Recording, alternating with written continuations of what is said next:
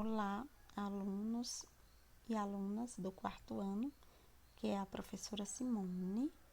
Na aula de ciências, vamos conversar um pouco sobre a cadeia alimentar.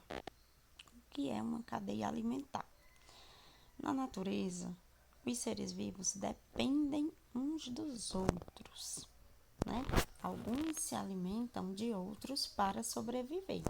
Então, a cadeia alimentar é a relação que existe entre esses seres vivos, porque ao se alimentarem e servirem de alimento, eles, uns para os outros, eles acabam dependendo um do outro. Funciona mais ou menos assim. Nós temos, por exemplo, aqui, a alga marinha, ela serve de alimento para o caracol. E aí o caracol, ele também vai servir de alimento para quem? Para a sardinha. A sardinha, por sua vez, vai servir de alimento para a garça. Então, o que é que a gente percebe? Que um está servindo de alimento para o outro.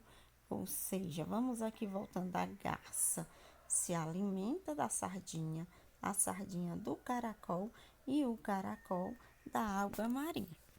Então, eles estão dependendo de outro para sua sobrevivência. Vamos ver aqui outro exemplo. Nesse exemplo, nós temos uma planta que vai servir de alimento para o besouro vai servir de alimento para o sapo e o sapo vai servir de alimento para a águia. Então, vejamos, ó. A águia se alimenta do sapo, o sapo se alimenta do besouro e o besouro vai se alimentar da planta. Então, estão também dependendo dos outros. Mais uma vez, o besouro se alimenta da planta, o sapo se alimenta do besouro e a águia se alimenta, só voltando aqui, do sapo.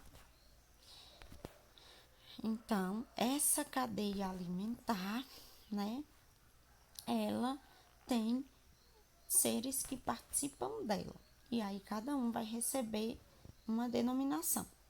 Existem os produtores, geralmente as plantas, porque elas produzem o próprio alimento, por isso produtores.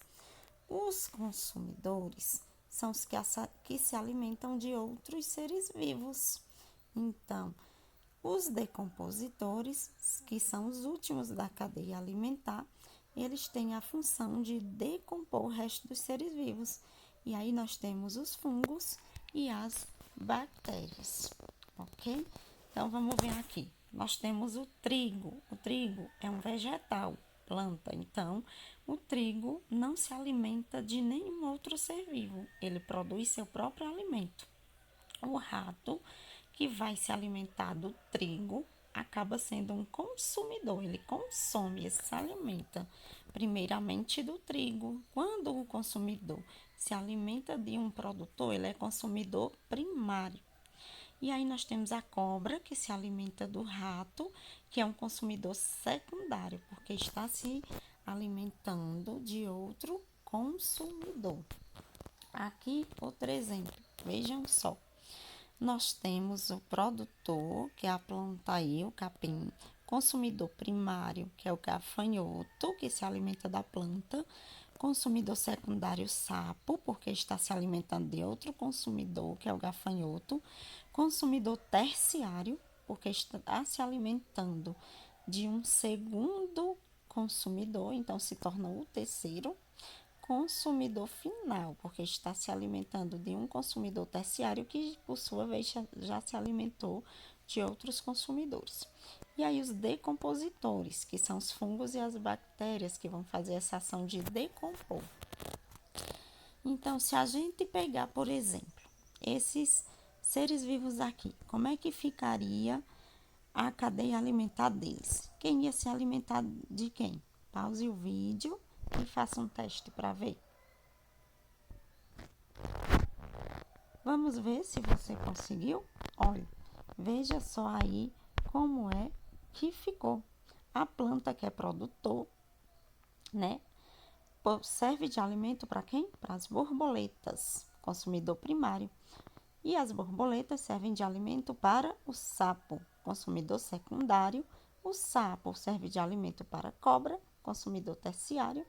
E a cobra, por sua vez, vai sofrer uma ação de decomposição, que quem vai fazer isso? As bactérias. Então, é isso aí, pessoal. Espero que vocês tenham entendido. Boa sorte. Qualquer dúvida,